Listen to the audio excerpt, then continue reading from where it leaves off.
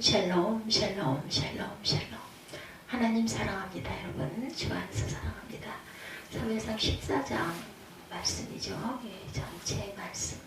이제 사울 왕이 하나님의 명령에 순종하지 않고 온전하게 회개하지 않고 끝까지 참지 아니하므로 버림을 받는 선포, 그것을 당하는 그런 내용이 13장까지의 내용이었고, 이제 다시 14장 사무엘이 그렇게 해서 떠나는 내용이 15장에 나오는데 14장에 전체 요나단이 블레셋을 습격하는 사건입니다. 14장 52절까지 있습니다. 그 중에서 46절, 사울이 블레셋 사람을 추격하기를 그치고 올라가매 블레셋 사람들이 자기 곳으로 돌아가니라.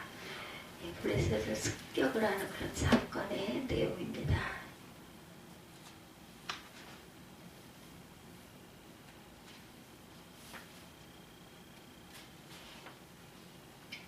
하나님께서 사울의 아들 요나단을 통해 이스라엘을 블레셋과의 전쟁에서 승리케 하신대요. 그러나 이 전쟁 과정에서 사울은 금식을 선포하는 큰 실수를 저지르죠. 이 사울의 두 번째 실수도 우연히 일어난 것은 아니라는 것. 이 두 번째 실수는 그의 신앙이 거짓 신앙이고 특히 율법주의에 빠져 있다는 것을 명백하게 드러냅니다. 오늘 말씀을 통해서 율법주의의 위험에 대해서 배울 수 있기를 바랍니다. 첫째, 요나단의 믿음이죠. 이스라엘은 지금 블레셋과 전쟁 중이었어요. 블레셋의 군대는 병거가 3만, 마병이 6,000명이고 군사는 해변에 몰아가지 않았다, 이렇게 증거되어 있습니다. 근데 이스라엘의 군사는 3,000명이었는데 다 도망가고 이제 겨우 600명이 남죠. 그리고 백성들에게는 칼이나 창이 없었어요. 오직 사울과 요나단만 칼이나 창을 가지고 있었습니다. 이런 상황을 고려할 때 인간적인 생각으로 하면 도저히 상대가 되지 않는 전쟁이죠. 1절에 보면 하루는 사울의 아들 요나단이 자기의 무기를 한 소년에게 이르되 우리가 건너편 블레셋 사람들의 부대로 건너가자 하고 그의 아버지에게는 아뢰지 아니하였더라. 이렇게 1절이 시작이 되죠. 사울이 기부와 변들이 미그론에 있는 성류나무 아래 머물렀고 함께한 백성은 600명가량이며 2절이죠. 3절에 아이야는 에봇을 입고 거기 있었으니 그는 이가봇의 형제 아이두베 아들이요 비느하스의 손자여 실로에서 여호와의 제사장이 되었던 엘리의 증손이었더라. 백성은 요나단이 간 줄을 알지 못하니라. 사울도 몰랐고 백성들도 몰랐다, 이렇게 증거하죠. 요나단은 무기를 드는 소년과 함께 적진으로 들어가고자 합니다. 너무나 무모한 시도입니다. 어떻게 두 명이 그 많은 적을 무찌를 수가 있겠는가. 그러나 이러한 도전은 바로 요나단의 하나님에 대한 믿음에서 비롯된 것이죠. 6절에 보면 요나단이 자기 무기를 든 소년에게 이르되 우리가 이 할례받지 않은 자들에게로 건너가자. 여호와께서 우리를 위하여 일하실까 하노라. 여호와의 구원은 사람이 많고 적음에 달리지 아니하였느니라. 이 말을 볼 때 요나단은 하나님의 선민으로서의 자부심이 있는 것을 우리가 볼 수 있습니다. 그래서 블레셋은 할례받지 않은 자들이다, 이렇게 부르죠. 이것은 요나단이 블레셋을 하나님의 선택받지 못한 이방인으로 간주하고 있다는 것이 나타납니다. 이들이 아무리 군사가 많지만 하나님께서 이스라엘과 함께 하시면 충분히 전쟁에서 이길 수 있다라고 확신을 합니다. 그래서 야훼 구원은 사람이 많고 적음에 달리지 아니하였다.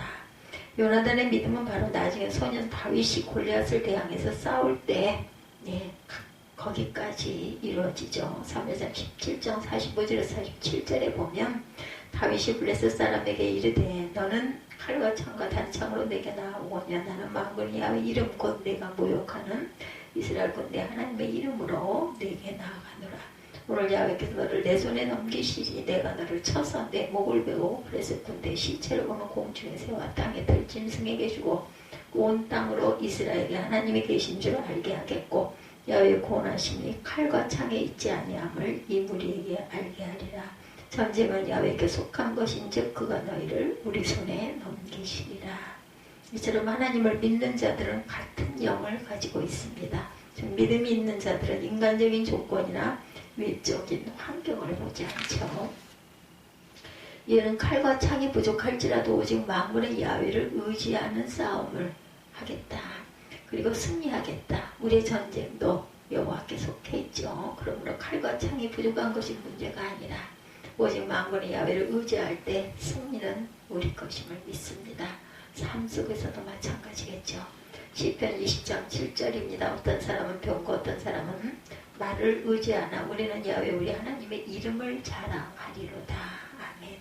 이렇게 요나단이 야훼께 의지해서 2명이 블레셋 작진에 들어갑니다. 결과는 어땠어요? 14~15절에 보면 요나단과 그 무기를 든 자가 반나절을 같이 땅 안에서 처음으로 쳐 죽인 자가 20명가량이라 들에 있는 진영과 모든 백성들이 공포에 떨었고 부대와 노략군들도 떨었으며 땅도 진동하였으니 이는 큰 떨림이었더라. 요나단과 무기 든 자가 약 20명을 죽였는데 하나님께서 블레셋 전 군인들이 모두 공포에 떨게 합니다. 23절에 야훼께서 그날을 이스라엘을 구원하심으로 전쟁이 베다원에 지나니라. 결국 요나단의 믿음대로 야훼께서 블레셋 손에서 이스라엘을 구원하죠. 인간적으로 생각하면 군사력의 열세 때문에 이스라엘은 도저히 승리할 수 없는 전쟁이었어요. 그러나 하나님께서 그들을 구원해 주십니다. 이처럼 하나님은 늘 구원과 승리와 자유의 큰 역사를 하시죠. 환경이나 숫자가 문제가 아니다. 만군의 야훼께서 함께 하시면 늘 구원과 승리와 자유를 누릴 수 있음을 믿습니다. 자기 백성을 사랑하시고 구원과 승리와 해방으로 역사하시는 하나님을 찬양합니다. 둘째, 사울이 또한 실수를 하죠. 하나님의 도우심으로 전쟁에 승리하고 있는 이스라엘 진영에 어떤 일이 일어나요. 24절에 보면 이날에 이스라엘 백성들이 피곤하였으니 이는 사울이 백성에게 맹세시켜 경계하여 이르기를 저녁 곧 내가 내 원수에게 보복하는 데까지 아무 음식이든 먹는 사람은 저주를 받을지어다 하였습니다. 그러므로 모든 백성이 음식을 맛보지 못하고 전쟁 중에 사울이 그 음식을 선포합니다. 그래서 모든 백성이 음식을 먹지 못하게 하여 지쳤어요. 가장 중요한 것은 전쟁의 군사의 사기와 체력인데 사울은 그 음식을 선포함으로 군사들의 사기와 기운을 저하시켰습니다. 이 질문에 답하기 위해서 여기서 사울의 신앙 문제 2가지를 지적합니다. 첫째, 사울은 백성들의 안녕보다 자기 체면을 중시했다. 사울왕은 이 전쟁에서 왕으로서 아무것도 한 것이 없어요. 그래서 이미 승리한 전쟁에 금식을 선포함으로 왕으로서의 자신을 부각시키고자 합니다. 자신의 체면을 세우기 위해 과욕을 부리죠. 금식이라는 종교적 명분을 내세우므로 백성들의 시선을 끌어내어 자신의 체면을 세우려고 했어요. 24절에 저녁 곧 내가 내 원수에게 보복하는 데까지 아무 음식물이든지 먹는 사람은 저주를 받을지어다. 이 말을 보면 사울은 하나님의 영광을 위해 쌓은 것이 아니라 자기 원수에게 보복하기 위해 쌓은 것을 알 수가 있습니다. 그래서 빨리 원수를 갚기 위해 전 군사들에게 금식을 명하죠. 그리고 전쟁이 끝난 후 자신의 명령을 어긴 아들 요나단을 죽이려고 합니다. 44절에 사울이 이르되 요나단아 내가 반드시 죽으리라. 그렇지 않으면 하나님이 내게 벌을 내리시고 또 내리시기를 원하노라. 사울은 자신의 명령을 듣지 못하고 꿀을 먹은 아들 요나단을 죽이고자 하죠. 이처럼 사울은 자신이 내린 명령이 잘못된 것임을 인정하지 않습니다. 대신 자신의 자존심과 체면을 지키기 위해 아들까지 죽이려고 하죠. 이런 무정하고 무자비한 아버지. 45절에 백성이 사울에게 말하되 이스라엘이 큰 구원을 이룬 요나단을 죽겠나이까 결단코 그렇지 아니하리다. 야훼 살아계심을 두고 맹세하옵나니 그의 머리털 하나도 땅에 떨어지지 아니할 것은 그가 오늘 하나님과 동역하였음이니이다 하여 백성이 요나단을 구원하여 죽지 않게 하니라. 요나단은 죽음의 위기에 처하자 백성들이 나서서 요나단을 구해내죠. 이상에 살펴본 바와 같이 사울은 자기 백성보다 자기 체면을 더 소중히 여기는 사람이었고 자식보다 자신의 자존심을 더 사랑한 사람이었습니다. 이처럼 사울은 참으로 잔인하고 무정한 사람. 그는 하나님을 믿었지만 그의 신앙이 잘못되었기 때문에 잔인한 성격이 변하지를 않았다. 그래서 그는 나중에 늘 다윗을 죽이려고 평생 쫓아다니죠. 둘째, 사울은 율법주의자입니다. 사울은 전쟁으로 피곤한 백성은 생각하지를 않았고 금식이라는 종교 형식을 통해 하나님의 호의를 얻어내려고 한 것. 사울의 이러한 신앙은 하나님과의 사랑의 관계보다 율법을 지키는 형식을 우선시하는 율법주의자였다. 하나님은 자기 백성의 기쁨과 안식을 원하시는데 하나님은 항상 구원과 승리와 자유로 역사하시는데 하나님께서 자기 백성에게 율법을 주신 것도 자기 백성들이 행복하게 살도록 하기 위해서 주신 것이죠. 금식만 해도 금식을 통해 자기 백성들이 고통받는 것을 원하는 분이 아니시고 금식은 스스로 죄를 애통하며 하나님의 용서를 구하는 행위죠. 그러므로 금식은 자발적이며 애통하는 마음을 하는 것이다. 그리고 전쟁 중에는 금식할 때가 아니다. 전쟁이 지고 있어 하나님의 뜻을 구하기 위해 금식하며 회개하는 것은 또 다른 문제입니다. 근데 지금은 전쟁에 승리하고 있고 이제 적을 쫓아가서 선멸하는 일만 남았어요. 근데 왜 금식을 해야 될 것인가? 그런데도 사울은 하나님을 섬긴다는 명분으로 금식을 선포함으로 백성들에게 너무나 무거운 짐을 지웠습니다. 그리고 이러한 사울의 무분별한 명령은 나중에 백성들이 짐승을 핏째 먹는 죄악으로 몰아넣죠. 그리고 자기 아들 요나단까지 죽이고자 하죠. 이처럼 사울은 하나님과의 관계보다 종교의식과 명분을 우선시하는 율법주의자였다. 사울이 진정으로 사랑과 긍휼이 많은 하나님을 사랑했다면 그는 하나님의 형상을 닮아갔을 것입니다. 그러나 그의 믿음이 형식적이고 율법적이었기 때문에 사울은 긍휼한 사랑이 부족합니다. 사울은 일방적으로 명령하고 순종을 요구하고 말을 듣지 않으면 죽이려고 하는 잔인한 왕이 됩니다. 여기서 율법주의 위험을 우리는 발견하죠.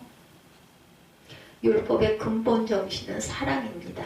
그런데 사랑이 없이 율법만 강조하는 것이 율법주의다. 이 율법주의의 가장 큰 위험은 사랑이 없이 남을 비난하고 판단하는 것이죠. 이들이 율법을 잘 지키면 지킬수록 더 잔인하고 무자비한 율법주의자가 되어간다라는 것. 사랑이 없이 율법만 강조할 때 사단의 영인 비판의 영에 사로잡히게 되기 때문이다. 대표적인 율법주의자들이 바로 바리새인들입니다. 이들의 열심히 율법은 지켰지만 하나님을 사랑하지 않았어요. 그리고 사람을 사랑하지 않습니다. 이들은 끊임없이 예수님과 제자들은 율법을 지키지 않는다고 비판을 하죠. 그래서 그들은 결국 하나님을 섬긴다는 이유로 예수 그리스도를 하나님의 아들을 십자가에 못 박아 죽이죠. 하나님을 사랑한다는 율법을 열심히 지켰지만 결국 예수님을 죽이는 잔인한 사람들이 된 것이죠. 이처럼 율법주의의 열매는 비판과 저주와 잔인합니다. 그러므로 우리의 모든 신앙생활의 열매로 사랑의 열매가 없다면 우리는 신앙생활을 잘못하고 있는 것을 알아야 되겠습니다. 살아계신 하나님의 성품을 담지 않는 모든 의식은 소용이 없다. 우리가 정말 하나님을 사랑하면 자연스럽게 사랑과 긍휼의 열매를 맺게 됩니다. 그러므로 우리도 하나님을 섬길수록 더욱 사랑과 긍휼 안에 자라가야 되겠죠. 그렇지 않으면 사울과 같이 명분과 자기를 세우기 위해서 신앙생활을 하고 있음을 깨달아야 되겠습니다. 하나님의 중심이 아니기 때문에 아무리 오래 신앙생활을 해도 삶이 변하지를 않아요. 그러면 율법주의자들은 늘 세상과 죄를 이기지 못해서 위선적인 삶을 삽니다. 남을 비방하고 판단하는 잔인한 삶을 살게 되죠. 이것은 하나님과 전혀 관계가 없는 저주받은 삶이라는 것. 그래서 우리 모두는 하나님을 가장 사랑하는 사람들이 되어야 합니다. 우리 모두 우리 속에 있는 탐심을 뿌리뽑고 하나님을 사랑하는 자리로 나아가십시다. 기도와 말씀 읽기와 예배와 봉사를 통해서 하나님을 깊이 만나야 합니다. 그렇지 않으면 이 모든 것이 우리를 율법주의자로 만든다는 사실을 깨달으시기 바랍니다.